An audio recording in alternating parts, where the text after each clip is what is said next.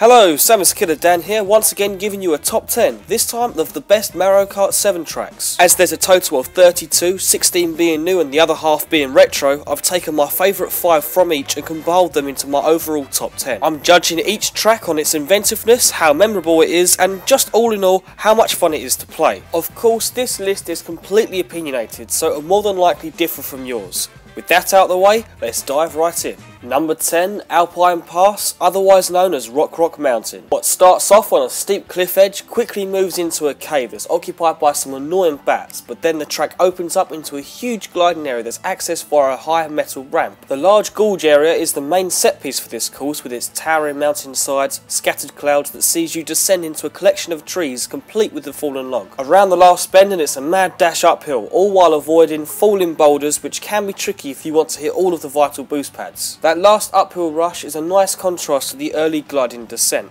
making for a varied race. Number 9, Piranha Plant Pipeway, also known as Piranha Plant Slide. This whole track is based off of the original Super Mario Bros. Overworld and Underworld levels, with wandering Goombas and the track's namesake, the Piranha Plants, of which there are plenty to hinder your race. Most of the track is underground with fast flowing water down the centre that increases your speed, which then leads you down the pipe underwater with air vents to push you around. After leaving through another pipe, you're back outside gliding past gushing water before twisting and turning to the finish line. This makes Piranha Plant Pipeway an inventive track that utilises Mario Kart 7's new features without seeming forced or gimmicky.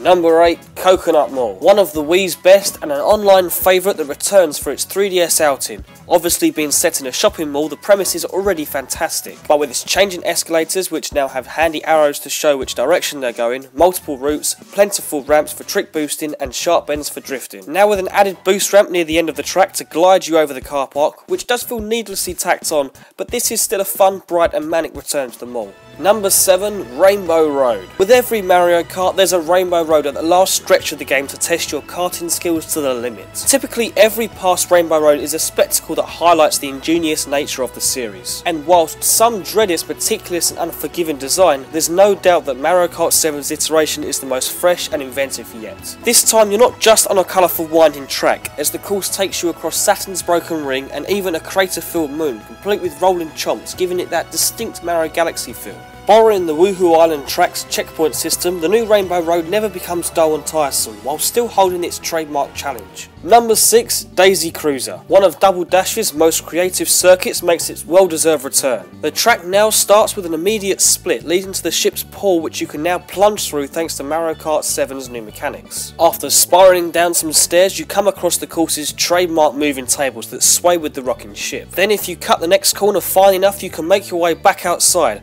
otherwise you fall down a hole to the lower deck. Worryingly, it's now full of water that's also home to some clams. Time clearly hasn't been too kind to the luxury liner. Again, it doesn't really add anything to what was there before, but it's such a wonderfully designed track that it didn't need to.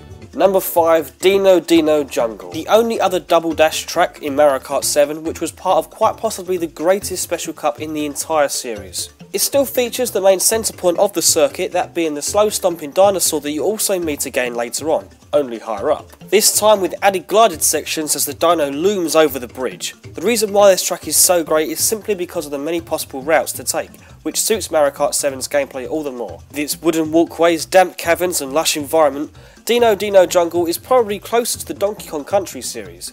Speaking of, number 4, DK Jungle. Now this brilliant new circuit is entirely based off of 2010's Donkey Kong Country Returns. With its wandering tikis, bouncing flowers and screaming totems, the authenticity is all the more satisfying, especially when the track in itself is a blast to race on. Sure, it may not be the most challenging track for the formidable Special Cup. With its multiple routes and tight shortcuts, DK Jungle is one of the 8's best tracks from the series. Number 3, Airship Fortress. Based around the airship theme of Super Mario Bros. 3, this classic DS track makes its welcome return. With its intimidating start of a constant bullet bill firing cannon, this circuit never lets up. Monty moles poke their irritating heads out on the ship's deck to fault your race as you head down to the lower deck full of boxes and pillars of fire. These tight sections can become extremely manic with multiple players as you make your way to the launch cannon, which fires you back to a damaged stone fortress. The spiral downwards then becomes the perfect place for drifting before the final stretch, a complete contrast in ships to that of Daisy Cruiser.